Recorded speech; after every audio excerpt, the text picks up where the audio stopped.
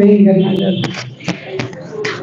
और यही 5 कारण है जिसके कारण जीवात्मा भी कृष्णा कॉन्शियसनेस नहीं लेना चाहता है।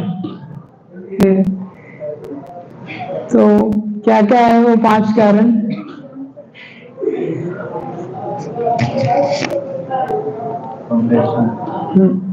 तो CDEFI ऐसे आप लोग याद रख सकते हैं। CDEF और I, ये 5 कारण हैं। ये महत्वपूर्ण है क्योंकि 5 कारणों के कारण हम भगवान का आश्रय नहीं ले पाते। ये 5 कारणों के कारण हम भगवान की सेवा में नहीं लग पाते। C for compassion. C for क्या है? Compassion. D for destruction of family tradition और E फॉर एंजॉयमेंट।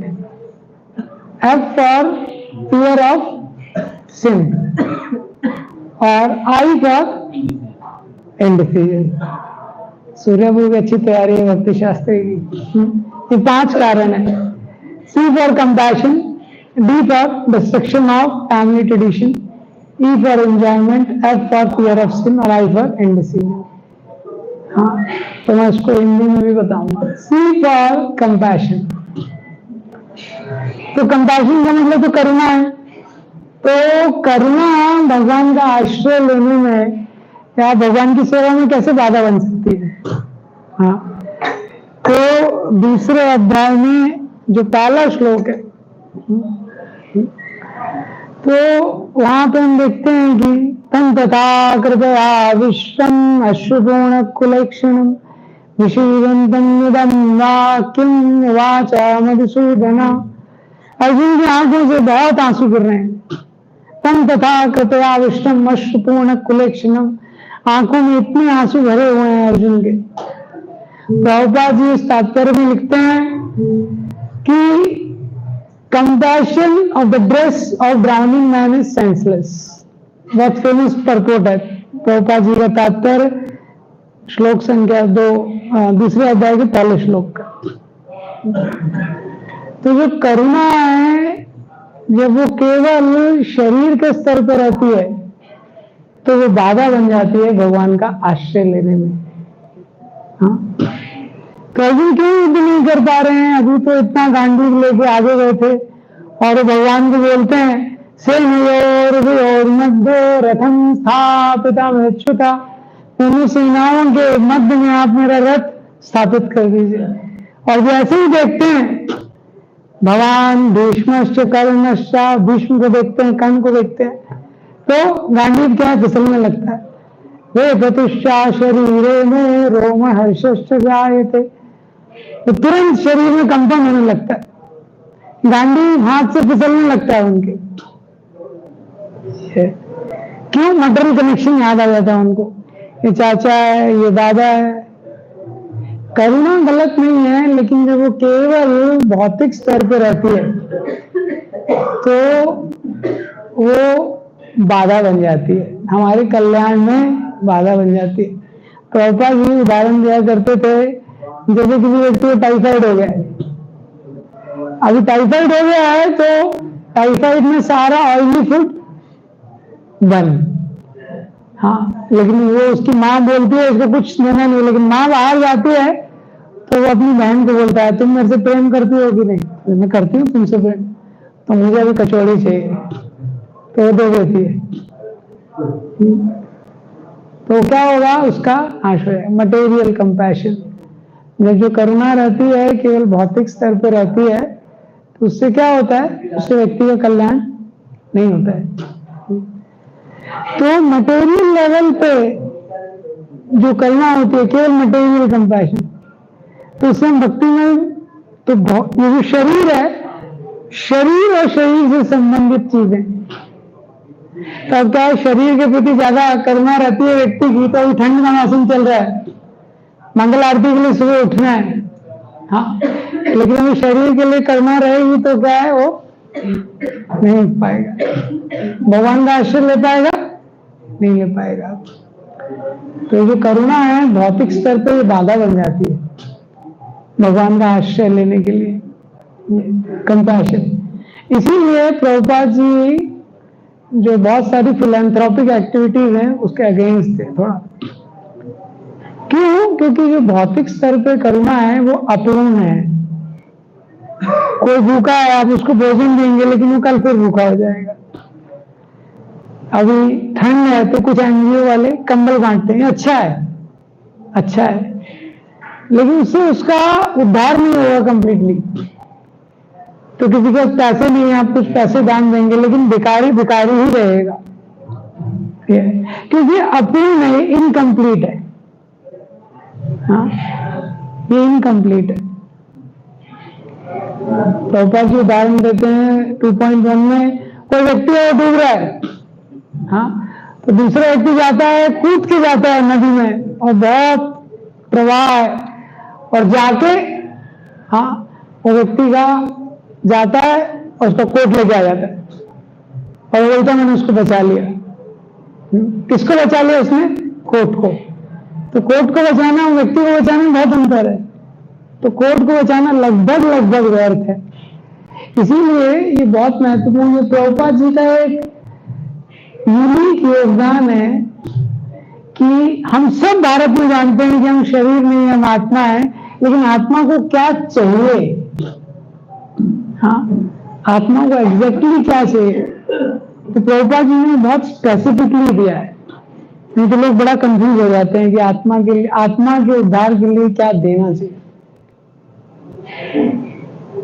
तो जितना कर्म कांड का विधि है और जितनी नैतिक क्रियाएं भी हैं, वर्चुअल मॉरल एक्टिविटीज, कोई दान दे रहा है, कुछ कर रहा है, लेकिन इससे आत्मा का उद्धार नहीं होता है। ये प्रभुपाद जी ने बताया। हाँ, ये प्रभुपाद ने कहा। देखिए इतने सारे धार्मिक संस्थान हैं, काफी सारे केवल इसी लेवल पे हैं, लेकिन इस लेवल से आत्मा का उद्धार नहीं होता है। तो ये पहला रीजन है जिससे व्यक्ति अटक जाता है भगवान का आश्रय लेने में। हाँ, किस लेवल पे? कि उसको अपनी पहचान नहीं है। वो जो कंपैशन जब केवल मटेरियल लेवल पे रहता है, तो मटेरियल लेवल पे हम किसी का अगर हेल्प करना चाहते हैं तो बहुत ज्यादा हेल्प नहीं कर सकते, और जब हम उसका हेल्प करते भी हैं तो वो इनकम्प्लीट रहता है। तो एक बहुत विशेष उदाहरण प्रभुपाद जी दिया करते थे। अगर आप कल्पना कीजिए कोई टाटा बिरला है, उसका कोई पुत्र है, हाँ, और वो सड़क पे घूम रहा है और आप देख रहे हैं कि बहुत दयनीय स्थिति में है, उसके कपड़े फटे हुए हैं, उसको देख के समझ में आ रहा है इसने 3-4 दिनों से कुछ खाया नहीं। तो अलग अलग स्तर पे आप उसकी मदद कर सकते हैं। तो उसको आप भोजन दे सकते हैं, उसको आप कपड़े दे सकते हैं, उसको आप कहीं रहने के लिए इंतजाम कर सकते हैं, लेकिन सबसे बेस्ट आप क्या कर सकते हैं उसके लिए? हाँ, उसके पिताजी से मिला दीजिए, उसके पिताजी से मिला दीजिए। तो भगवान से बिछुड़ने का जो पेन है, जीवात्मा का जो दर्द है, वो सबसे ज्यादा है जीव को इस संसार में। हमारा जो सबसे बड़ा कष्ट है कि हम लोग भगवान से विमुख हो गए हैं। आप इस संसार में ही कल्पना कीजिए कि वास्तव में अगर कोई टाटा बिरला का बेटा है, वो अगर रोड पे आ जाए तो उसकी क्या स्थिति होगी? उसका कितना बड़ा दुर्भाग्य है। हाँ, उसके पिताजी ने हजारों लाखों परिवार का काम चला रहे हैं, वो हजारों लाखों परिवारों को पालन कर रहे हैं, पोषण कर रहे हैं, उनके बेटे की ये स्थिति है। यही भगवान बोलते हैं, समवांशो जीवलोके जीवभूता सनातना। भगवान बोल रहे हैं 15वें अध्याय में, मेरा अंश है जीव। ये तो भगवान से उसको कनेक्ट करना ये सबसे बड़ी सेवा है। हाँ, ये सबसे बड़ी सेवा है। तो ये जो कंपैशन है मटेरियल लेवल पे, हाँ, तो कंपैशन अच्छा है, लेकिन मटेरियल से हमको उसको एक लेवल ऊपर बढ़ाना है, स्पिरिचुअल कंपैशन। तो जो भौतिक स्तर है, प्रभुपाद जी बोलते हैं material affection is natural and necessary but it is not spiritual. जो भौतिक स्तर पे जो प्रेम रहता है या एक दूसरे के बीच में संबंध है, वो भी नेचुरल है और उसकी भी आवश्यकता है। हाँ, तो माता पिता और बच्चों के रूप में बच्चों में जो संबंध रहता है, हमारे रिश्तेदारों से जो संबंध है, नेचुरल है और ये आवश्यक भी है, लेकिन ये आध्यात्मिक भी है। पशु पक्षी भी अपने बच्चों का देखभाल करते हैं, पशु पक्षी होते हैं वो भी अपने बच्चों का देखभाल करते हैं। इतने सारे जानवर हैं, उसमें सबसे हिंसक शेर होता है। शेरनी भी अपने बच्चे को प्रेम करती है। तो इसीलिए हमको जरूरत है स्पिरिचुअल कंपैशन की। तो ये गीता मैराथन का मंत्र है। तो इसलिए जब हम इस महीने में प्रभुपाद जी के ग्रंथों का वितरण करते हैं, इनके ग्रंथ वितरण में सहायक बनते हैं, ये हमारे को अंदर से हमको ये विश्वास होना चाहिए कि सबसे बड़ी सेवा मैं कर रहा हूं जो मैं कर सकता हूं। कई बार हमको इस्कॉन में आने के बाद इस चीज पर विश्वास नहीं रहता। ये सबसे बड़ी सेवा है जो हम कर सकते हैं, लोगों तक इस दिव्य ज्ञान को पहुंचाना। क्योंकि क्षणिक रूप से हम उनकी जो हेल्प करेंगे वो आज कल थोड़े समय बाद समाप्त हो जाएगी, लेकिन अगर उसके हृदय में दिव्य ज्ञान प्रवेश हो गया, दिव्य ज्ञान हृदय प्रकाशित हो, चक्षुदान दिलगे जन्मे जन्मे प्रभु से। तो गुरुदेव हम रोज गाते हैं कि सबसे बड़ा उपकार जीव मानता है गुरु का। क्यों? क्योंकि उनके माध्यम से उसको दिव्य ज्ञान मिलता है।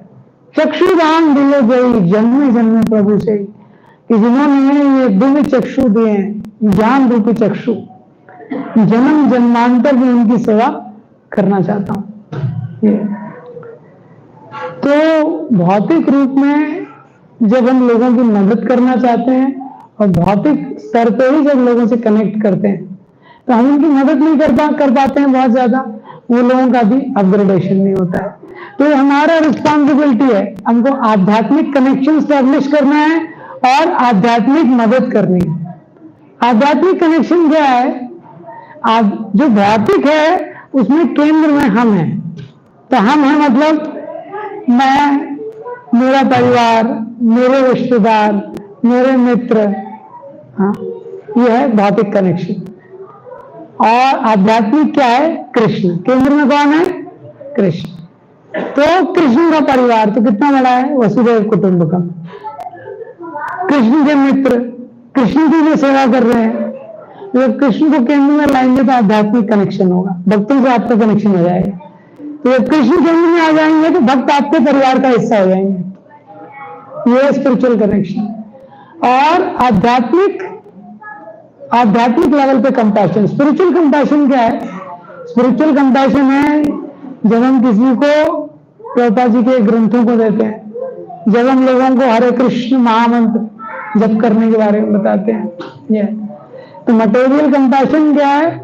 वो नेचुरल नेसेसरी है लेकिन स्पिरिचुअल नहीं है, वो एक ऑब्स्टेकल बन जाता है।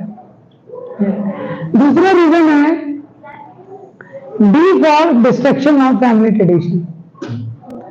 भारत में बहुत सारे लोग इस कारण भक्ति में नहीं आ पाते हैं, उनको लगता है हम तो कुल परंपरा, ये कृष्ण के बारे में बोल रहे हैं ये लोग, हाँ ये लोग महामंत्र बोल रहे हैं हरे कृष्ण हरे कृष्ण, हमने तो गणेश जी की पूजा की, हमारे कुल में तो उस देवी की पूजा होती है, उस देवी की पूजा होती है, सबके कुल देवता कुल देवी रहते हैं ना। तो लोगों को क्या लगता है, जैसे भारत में सरकार होती है ना, भाजपा है, उसके विपक्ष में कांग्रेस है, हाँ, तो लोगों को लगता है हम इस देवी देवता की पूजा करें, अगर हम कृष्ण की पूजा करेंगे, हाँ, भाजपा का हमने साइड लिया तो कांग्रेस वाले हमसे नाराज हो जाएंगे। इसी तरह अगर हम कृष्ण की पूजा करेंगे तो बाकी देवता देवी देवता जो हमारे कुल देवी हैं कुल देवता है नाराज हो जाएंगे, कुछ प्रॉब्लम हो जाएगा। डिस्ट्रक्शन ऑफ फैमिली ट्रेडिशन, ये भी एक बाधा आ जाती है। तो ये भी एक प्रभुपाद जी का बहुत यूनिक योगदान है कि एक्चुअली अलग अलग स्तर पे उपासना की जाती है। जैसे 9वें अध्याय में भगवान ने बताया है कि जो भी किसी भी देवी देवता की पूजा करता है, ये अन्य देवता भक्ता, अन्य देवता को भी भक्त हैं, वही वही उपासना कर रहे हैं, हाँ विधि पूर्वक हम, लेकिन वो विधि पूर्वक नहीं। तो भारत में इतने सारे लोग हैं और हर के घर में आप देखेंगे कि उनके घर में जो मंदिर है उसमें कौन कौन से देवी देवता हैं, उस पर आप कौन बनेगा करोड़पति का क्विज कर सकते हैं। उनको भी नहीं पता है कि उसमें कौन कौन से देवी देवता है, हाँ, कौन सी देवी है, कौन से देवता है, इतना भीड़ है उसके अंदर। तो अभी आप बताइए व्यक्ति की श्रद्धा कैसे उत्पन्न हुई? हाँ, उसमें गणेश जी भी लगे हुए हैं, हनुमान जी हैं, साइड में शनिदेव भी हैं और शिव जी भी हैं, कैसे व्यक्ति की श्रद्धा होगी? और नेचुरली एक प्रश्न होगा कि अभी उनमें से किसकी पूजा करनी है, इसमें सुप्रीम कौन है? तो प्रभुपाद जी का ये योगदान है। देवी देवताओं की पूजा गलत नहीं है, हमको उनका सम्मान करना चाहिए, लेकिन कलयुग में लोगों की बुद्धि बहुत कम है। अगर आप उनको ज्यादा चॉइस देंगे, चॉइसेस क्रिएट कंफ्यूजन, हाँ, तो इनको सही से समझ में नहीं आता है ये। तो इसलिए आप देखेंगे भारत में जो लोग उपासना करते हैं वो एक रिचुअल की तरह है, किसी की कोई आस्था नहीं है, देवी देवताओं में भी उनका कोई विश्वास नहीं, अपने स्वार्थ को सिद्ध करने के लिए। जैसे कोई बता रहे ना, पूजा करते हैं कि डायरेक्ट बिजनेस है। गणेश जी की पूजा कर रहे हैं तो क्या है कि 10 रुपए का नारियल चढ़ाया और लड्डू लग लीजिए। और कमल लोचन जी जो बता रहे थे उसमें तो अगर मारवाड़ी है तो पहले लड्डू लगेगी फिर 10 रुपए का नारियल चढ़ाएगा, और पहले वेस्ट करने का मतलब नहीं, पैसा हो बोलेगा। तो ऐसे समाज में प्रभुपाद जी ने बहुत क्लियर फिलॉसफी दिया, क्या? कृष्ण पूर्ण पुरुषोत्तम भगवान, कृष्ण पूर्ण पुरुषोत्तम। तो भगवान की जब हम पूजा करते हैं तो सारे देवी देवता संतुष्ट हो जाते हैं। ये सिद्धांत कैसे संतुष्ट हो जाते हैं? यथातरोर्मूलनिषेचनेन तत्स्कंदभुजोपशाखा प्राणोपहारा तत इंद्रियाणाम तथा सर्वाणम नच्युते ज्ञान। ये श्रीमद् भागवतम में उदाहरण दिया गया। हम लोगों को ये विश्वास होना चाहिए, भगवान की पूजा में लगे कि जो अल्टीमेट ट्रेडिशन है, धर्म के अलग अलग स्तर हैं, जो उसका उच्चतम स्तर है, जब भी भगवान का आश्रय ले रहे हैं, भक्ति एक ऐसा प्रोसेस है संसार के सारे जीवों को सबसे ज्यादा मात्रा में संतुष्ट कर सकता है।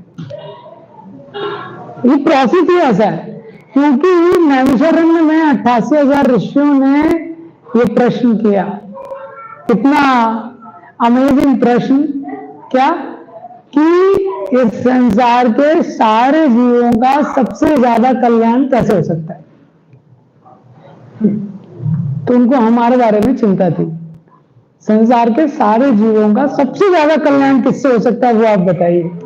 तो उसके उत्तर में सुत गोस्वामी ने बताया है, सवै पुंसा परो धर्मो यतो भक्ति यथोक्षजे अहेतु की अप्रतिहता ययात्मासु प्रसीदति। तो हमको मन में चिंता रहती है, अगर भगवान का आश्रय लेंगे तो क्या होगा? अभी कुल परंपरा चल रही है, कुल देवता डिस्टर्ब हो जाएंगे, ये हो जाएगा, वो हो जाएगा, रिश्तेदार डिस्टर्ब हो जाएंगे। तो शास्त्र हमको विश्वास दिला रहा है, ये कितना अमेजिंग प्रोसेस है। और उसके लिए उदाहरण देखिए, कितना अच्छा उदाहरण दिया है। एक पेड़ होता है, यथा तरोर, जो तरू है, जो पेड़ है, मूल, उसका जो मूल है, जड़, निषेचन लेना, उस पर आप सिंचन कीजिए, पानी डालिए, तृप्यंत तत्स्कंद, और उससे तृप्त हो जाता है। उसका जो तना है, उसकी जो शाखाएं हैं, उसकी जो पत्तियां हैं, सब कुछ तृप्त हो जाता है। 100 सुनार की एक लोहार की, सुना है ना आपने? वो भक्ति है। आप उसको करेंगे तो अपने आप वो सेटिस्फैक्शन हर जगह हो जाएगा। छोटा सा टैबलेट लेते हैं, हाँ, लेकिन शरीर के रोग को दूर कर देता है, पूरी बॉडी पे वो काम करता है।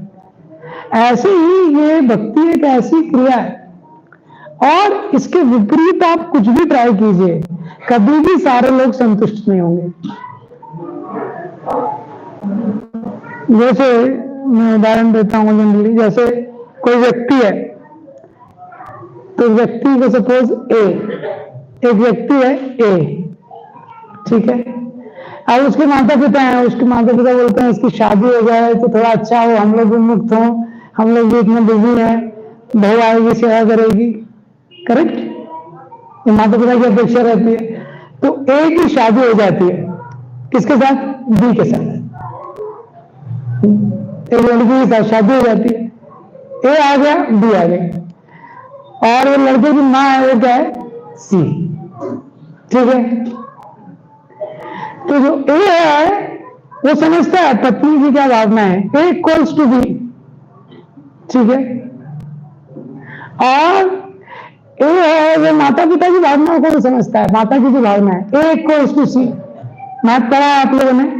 तो अगर ए इक्वल्स टू बी है और ए इक्वल्स टू सी है, इसका कंक्लूजन क्या होना चाहिए?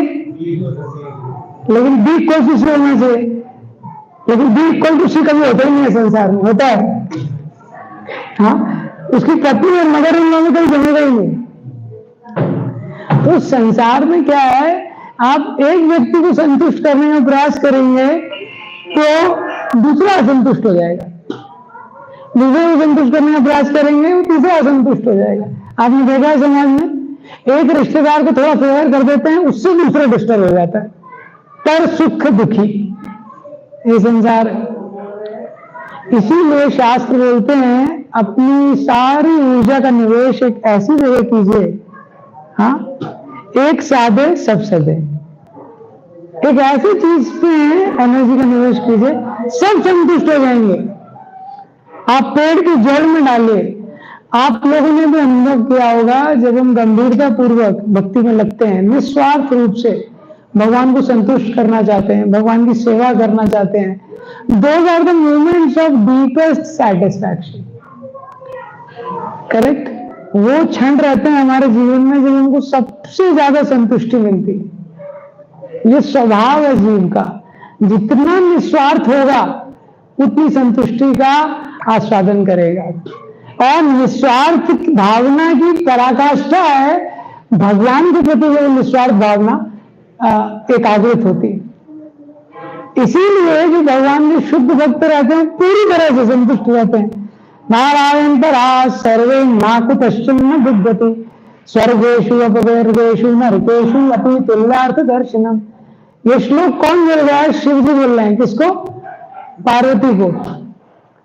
आप मुझे किसको पता है ये श्लोक किस संदर्भ में बोला गया? पढ़ा है? भागवतम पढ़ा है किसी ने? ये श्लोक बोला गया है किसको? चित्रकेतु महाराज को। उनको जब शाप दे देती हैं पार्वती जी, तुम असुर बन जाओ, तो चित्रकेतु महाराज प्रणाम करते हैं और ये श्लोक बोलते हैं शिव जी। हाँ, देखो भगवान के भक्तों की महिमा। हाँ, आपने तो शाप दे दिया उसको, वो आपके शाप को काउंटरैक्ट भी कर सकता था, वो स्वीकार कर लिया। क्यों? नारायण परा सर्वे, भगवान के जो भक्त होते हैं ना कुतश्चिन न दिव्यति, उसको आप किसी भी परिस्थिति में डाल दो, नरकेशु नरक में डाल दो, स्वर्गेशु स्वर्ग में डाल दो। नरक मतलब क्या? आपने उसको अफगानिस्तान में डाल दिया, जेल में डाल दिया उसको आपने। स्वर्गेशु आपने उसको अमेरिका भेज दिया।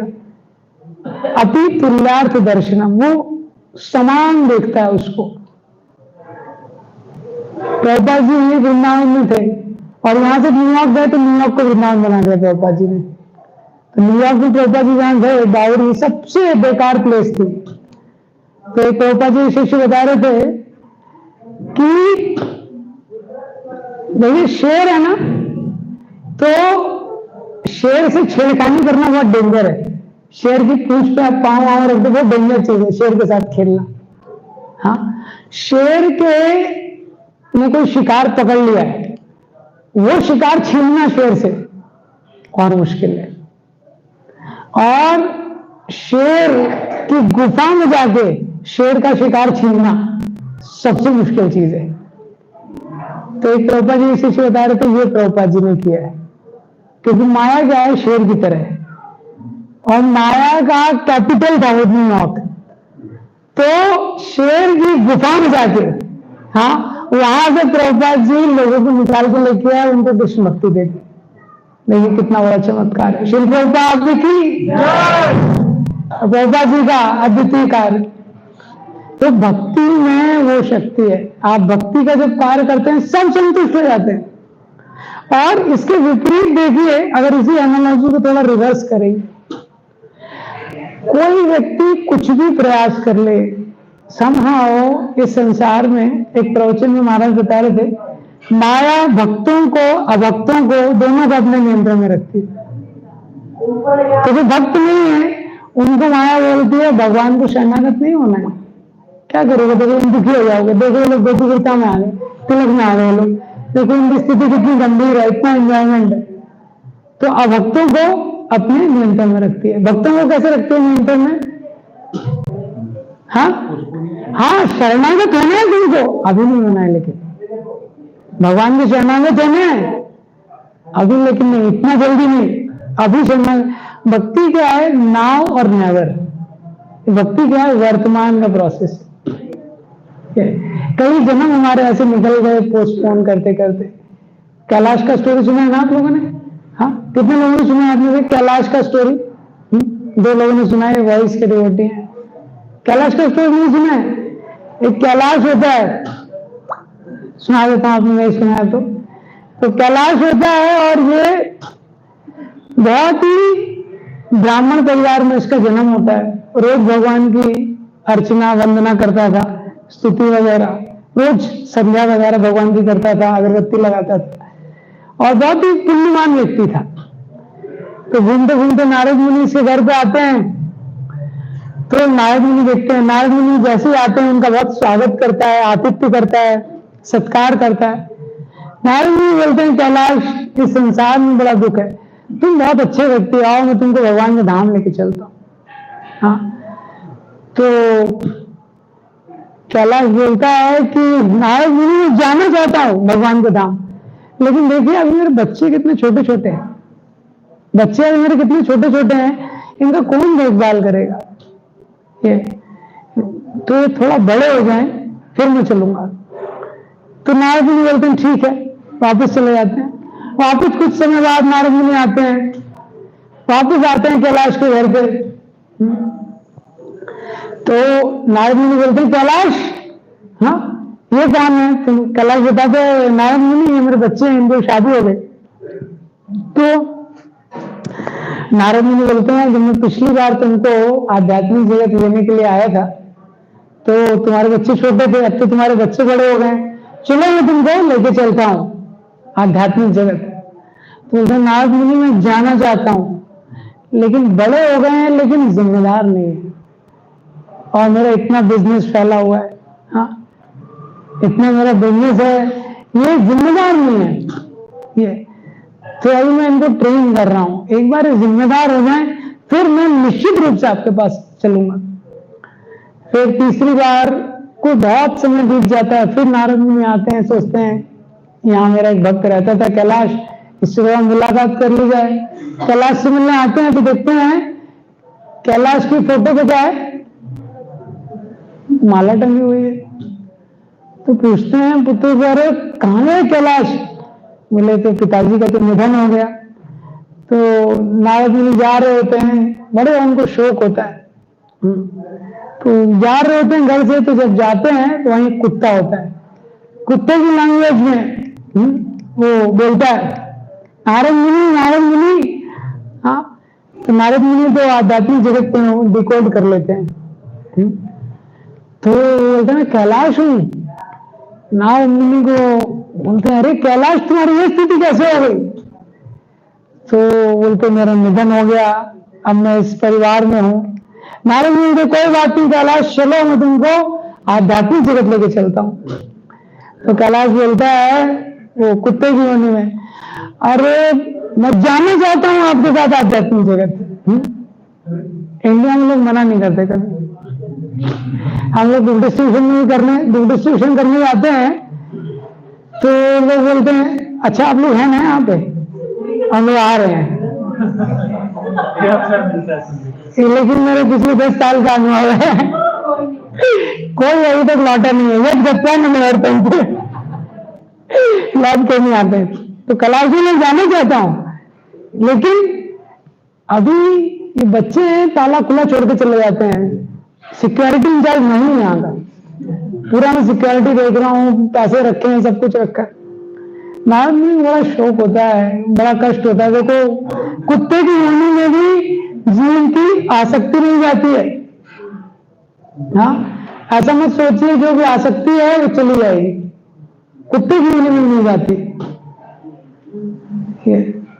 देखिए भिखारी रहते हैं ना, जो भिखारी रहते हैं, आप भिखारी देखो, भिखारियों के बीच में झगड़ा चलते रहता है। आपने देखा किसी मंदिर के पास जाओ, भिखारी नहीं झगड़ा चलते रहता है, उनकी जगह फिक्स है, उनका एरिया फिक्स है, और जो थोड़ा बहुत उनके बैग में है उससे बहुत आ सकती है। ये जितना अंबानी के लिए त्याग मुश्किल है, उतना एक भिखारी के लिए भी मुश्किल है। तो फिर कुछ समय बाद नारद मुनि आते हैं, वो पूछते हैं कुत्ता था तुम्हारे यहाँ, कहाँ गया वो मर गया। तो नारद मुनि फिर उनके खेत से जा रहे होते हैं, तो वहां देखते हैं एक सर्प है। हाँ, उस सर्प की आवाज में नारद मुनि के चलना पे आता है। हाँ, बताया नारद मुनि, मैं कैलाश हूँ, आपका होस्ट। हाँ, मैं ही प्रोग्राम अरेंज किया था आपका पहले। तो नारद मुनि, कैलाश तुम्हारी ये स्थिति कैसे हो गई? तो बताते हैं मैं शरीर पे आ गया, अब मैं यहाँ पे हूँ। वो कोई बात नहीं, मैं तुमको आध्यात्मिक जगत लेके चलता हूँ। तो नारद मुनि बोलता मैं आना चाहता हूँ, लेकिन आप देखो इतने सारे खेत है। हाँ, इतने सारे खेत हैं, अलग अलग लोग रात में आते हैं, चोरी करने आते हैं, इसकी कौन रक्षा करेगा? तो नारद मुनि समझ जाते हैं शास्त्रों में जो 4 चीजें दी हैं, साम दाम दंड भेद, कि ऐसे इसको समझ में नहीं आएगा। तो बच्चों को बोलते देखो खेत में तुम्हारे सांप आ गया है, तो उसके बच्चे आते हैं, दोनों डंडे लेके आते हैं और वो सांप को मार देते हैं। ये कैलाश का स्टोरी है। कैलाश का स्टोरी किसका स्टोरी है? ये हमारा स्टोरी है। अगर ये स्टोरी की शुरुआत देखेंगे, वही 2 बच्चों के लिए भक्ति पोस्टपोन किया था। करेक्ट, वही बच्चों के लिए उसने भक्ति को पोस्टपोन किया था, वही भक्ति के लिए, वही 2 बच्चों के लिए भगवान की सेवा को पोस्टपोन किया था। ये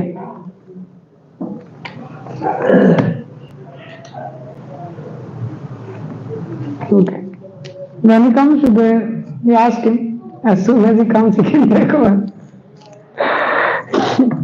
तो जिनके लिए पोस्टपोन दिया था, देखो वो लोगों ने क्या स्थिति कर दी। उन्हीं लोगों के कारण, जिन लोगों के कारण भक्ति को पोस्टपोन किया था, उसने उसी के कारण इतने शरीर बदल गए, लेकिन आसक्ति नहीं गई। तो इसीलिए जो भक्ति है वही एकमात्र तरीका है। जैसे पेड़ की जड़ में पानी डालना यही तरीका है। उस पेड़ में जड़ में पानी डालते हैं, इतनी सारी पत्तियां हैं जिसको आप गिन नहीं सकते। हाँ, और कोई बहुत विशाल वृक्ष है तो इतने फल हैं जिसको गिन नहीं सकते हैं। लेकिन जड़ में पानी डालने से आप निश्चिंत रह सकते हैं कि सारी पत्तियों का पोषण हो रहा है, सारे फूलों का पोषण हो रहा है, सारे फलों का पोषण हो रहा है। आप 100% श्योर है, 100% श्योर रह सकते हैं। और इसके अलावा और कोई भी तरीका करेंगे तो पेड़ है वो पूरी तरह से नरिश नहीं होगा।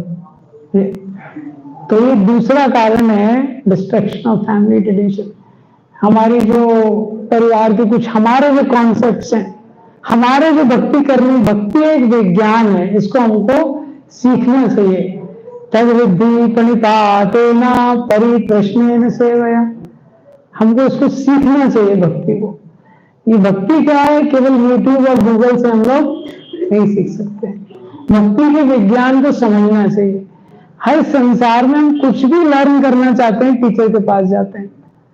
आजकल क्रिकेट भी खेलना है लोगों को तो क्रिकेट के भी कोच है। हाँ, कुकिंग की भी क्लासेस चलती है, स्विमिंग सीखना है तो स्विमिंग की क्लासेस है, हर चीज की क्लासेस है, हर चीज के लिए टीचर है। लेकिन जो संसार का सबसे गुह्यतम विज्ञान है,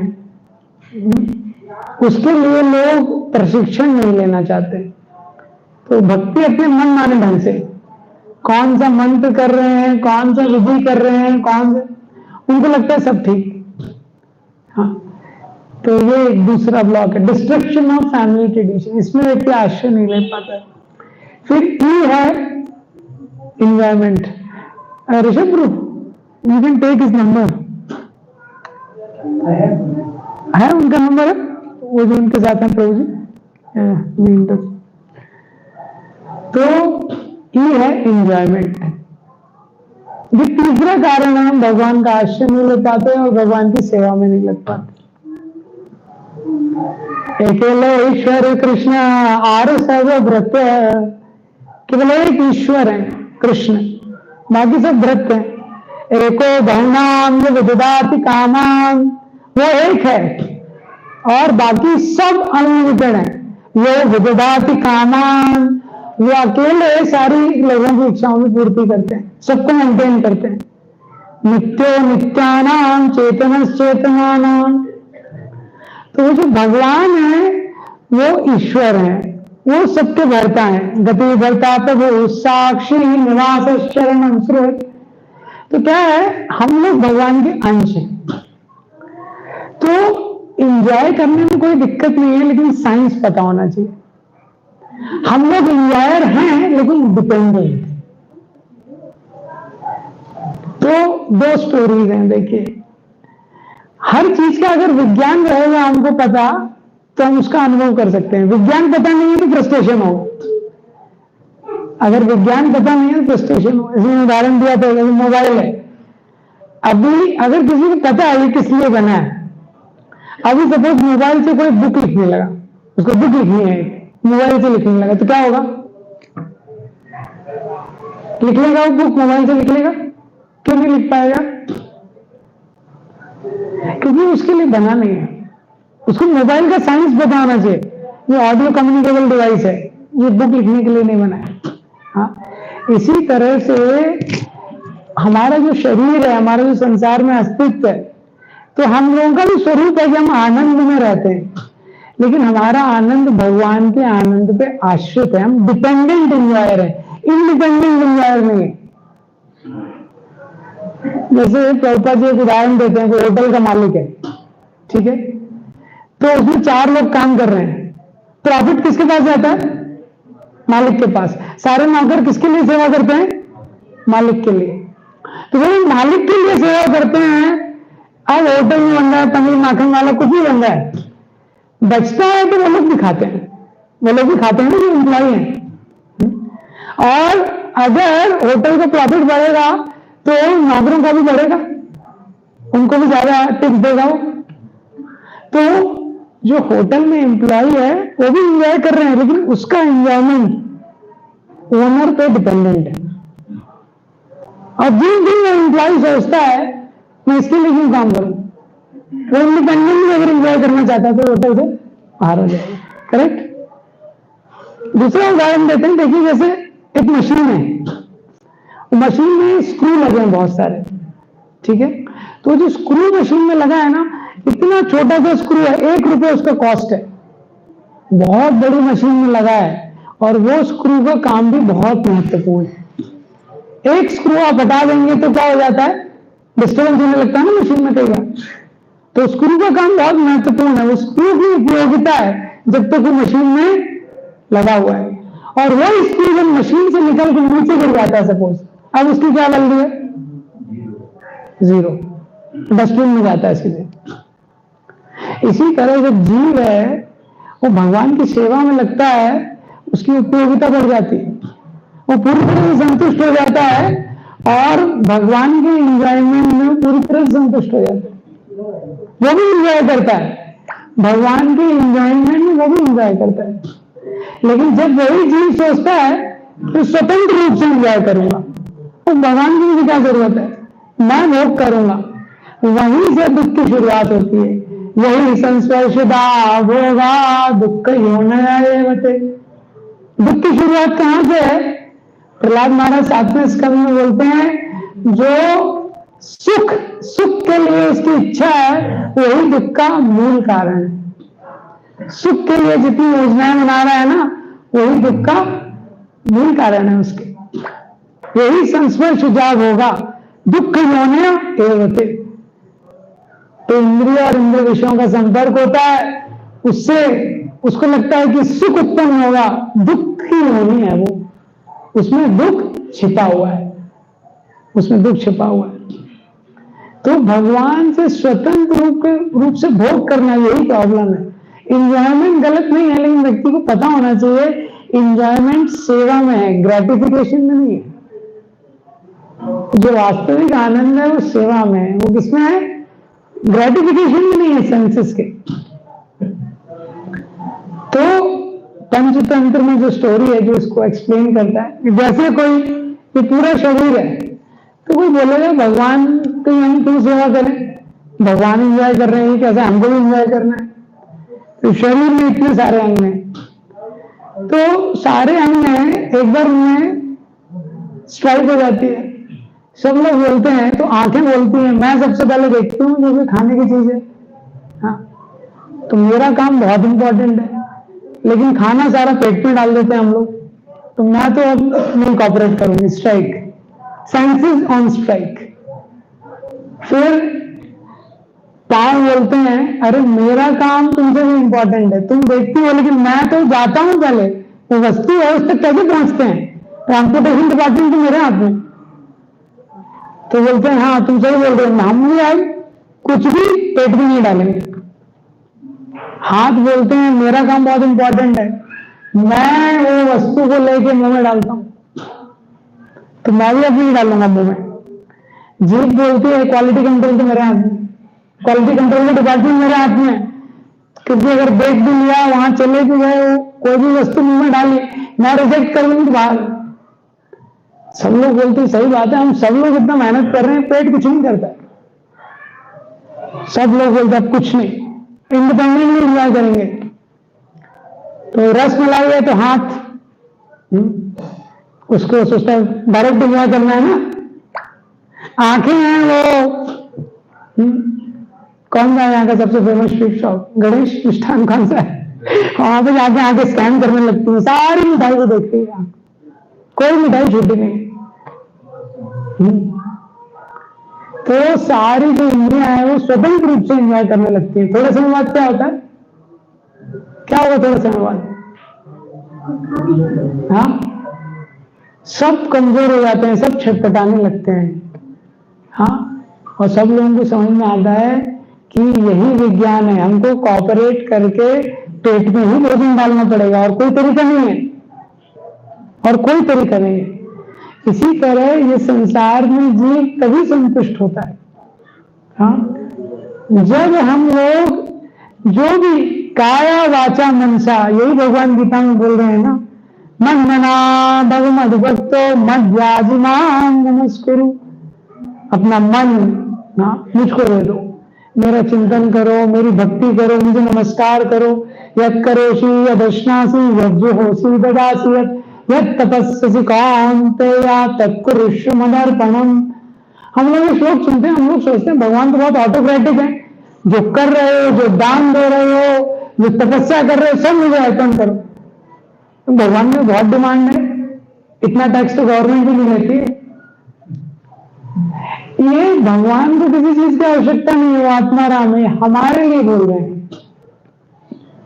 हाँ, भगवान हमारे लिए बोल रहे हैं, यत् करोषि यदश्नासि यज्जुहोषि ददासि। और जो आचार्य हैं वो समझ गए इस साइंस को।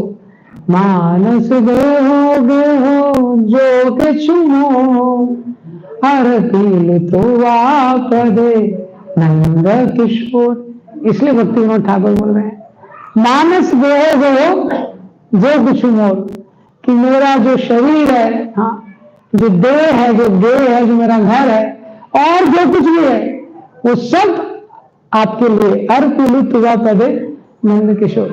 देखिए संसार में सब कुछ देना है, सबको देना है। अंतर कितना है, कोई प्रेम से दे देता है, किसी से काल छीन लेता है, बस इतना अंतर है। विदुर धृतराष्ट्र को बोलते हैं ये न चावाभितन्नोऽयं प्राणे प्रियरात्महरति। तो विदुर बोलते हैं धृतराष्ट्र को, देखो मृत्यु का समय आ गया है, प्रतिक्रिया न यस्येहा कुतश्चित् करेचित् प्रभो। और मृत्यु एक ऐसी चीज है इसकी कोई प्रतिक्रिया नहीं है। संसार में कोई व्यक्ति नहीं है जो इसका काउंटर एक्शन कर सके। कोई व्यक्ति, कोई परिस्थिति, जब मृत्यु आती है और जब मृत्यु आती है तो क्या होता है, जब काल आता है, ये न चाहेगा विपन्नोयम, सब कुछ छीन लेता है। प्राण है जो सबसे प्रिय है जीव को, अपना प्राण वही छीन लेता है। तो ये प्राण छीन लेगा तो बोल रहे हैं तुम्हारे जो प्रियजन है, प्रॉपर्टी है, पैसे हैं, वो तो छोड़ दो, प्राण भी छीन लेगा। तो हर किसी को देना होता है, लेकिन जो शुद्ध भक्त होते हैं वो प्रेम से दे देते हैं। और जो प्रेम से वो दे देते हैं, भगवान को कुछ चाहिए नहीं है, भगवान को केवल प्रेम ही चाहिए। लेकिन क्योंकि प्रेम से वो सब कुछ अर्पण कर देते हैं, भगवान उससे दुगना उनको लौटा देते हैं और आध्यात्मिक जगत में उनको स्थान दे देते हैं। यही समझने के लिए हमको यहाँ पे भेजा गया है संसार में, कि हमको तब तक जन्म लेना पड़ेगा, तब तक कि हमको सिद्धांत समझ में नहीं आता कि ये जो जीवन है शरणागति के लिए मिला है। तो आइए हम लोग स्वागत करते हैं एस कुमार मुलापुर जी का। तो